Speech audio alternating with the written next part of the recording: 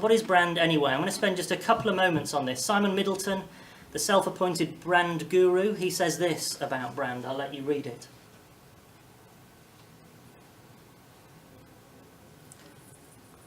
People get fixated, don't they, on logos, but your brand is everything. Everything that your students, your alumni, your academics, your professional services staff and stakeholders think, feel, say, hear, watch, imagine, suspect, or even hope about your university. That's your brand. That's beginning to get there for me in terms of a definition.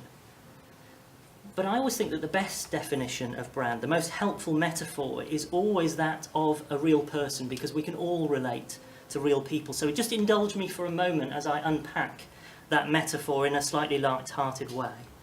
So let's say that you hear a name like Ollie Leggett.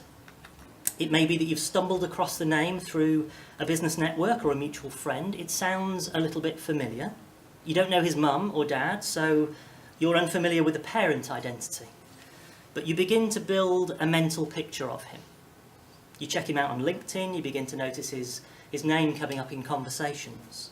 Still no photo, no visual identity at this stage, but lots of information that's giving you some clues as to his identity and a sense of who he is, his brand, including his early years in the north of England, his embarrassing teenage years as a spandex-clad figure skater, his recent love of running, and his abject failure to find success as a figurative sculptor. So then finally you meet this brand, you meet this person. He's obviously younger and far more attractive than you'd ever imagined. You'd imagined maybe dark hair and a beard, but he's mousy and clean shaven.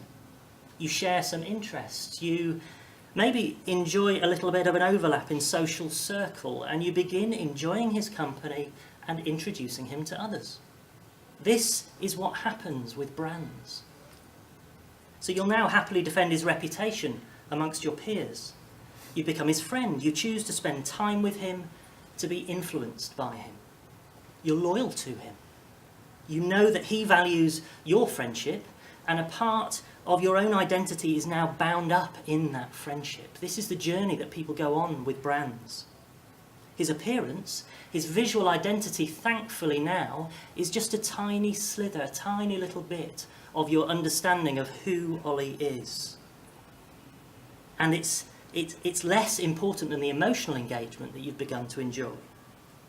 And it's emotional engagement that I think is the holy grail of brand. That is where brand loyalty starts to kick in.